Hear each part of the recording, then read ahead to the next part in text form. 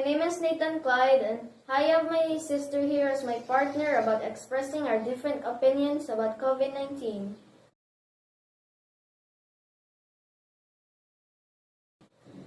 COVID-19 affects different people in different ways. Most infected people will develop mild to moderate illnesses and recover without hospitalization.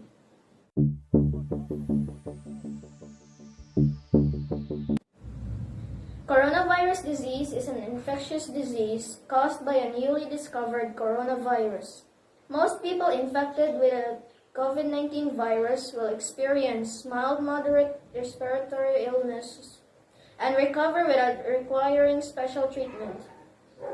Older people and those with underlying medical problems like cardiovascular disease, diabetes, chronic respiratory disease, and cancer are more likely to develop serious illness.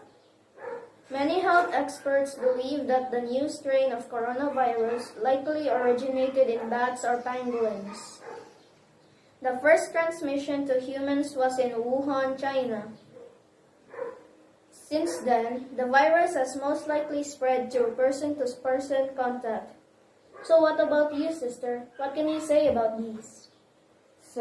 Scientists first discovered that coronaviruses originate among bats following the outbreak of severe acute respiratory syndrome in 2003.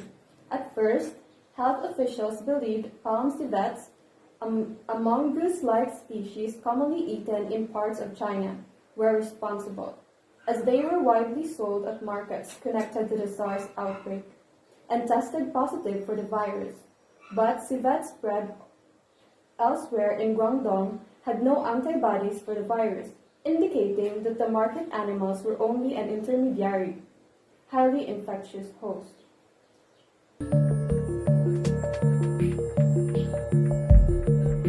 After years of further bat surveillance, researchers eventually found that the coronavirus antecedent to SARS, as well as hundreds of other coronaviruses circulating among some of the 1,400 bats species that live on 6 continents. Coronaviruses and other virus families, it turns out, have been co-evolving with bats for the entire span of human civilization, and possibly much longer. As the coronavirus family grows, different strains simultaneously co-infect individual bats, turning their little bodies into virus blenders, creating new strains of every sort, some more powerful than others. This process happens without making bats sick, a phenomenon that scientists have linked to bats' singularly ability, among mammals, to fly. The feat takes a severe toll, such that their immune systems have evolved a better way to repair cell damage and to fight off viruses without provoking further inflammation. But when these viruses leap into a new species, whether a pangolin or a civet or a human, the result can be severe, sometimes deadly, and sickness. Now you? Okay, I got it. Masks should be used as part of a comprehensive strategy of measures to suppress transmission and save lives. The use of a mask alone is not sufficient to provide an adequate level of protection against COVID-19. If COVID-19 is spreading in your community, stay safe by taking some simple precautions, such as physical distancing, wearing a mask, keeping your rooms well ventilated, avoiding crowds, cleaning your hands, and coughing into a bent elbow or tissue. Check local advice where you live and work. Make wearing a mask a normal part of being around other people. The appropriate use, storage, and cleaning or disposal of masks are essential to make them as effective as possible. Here are the basics of how to wear a mask.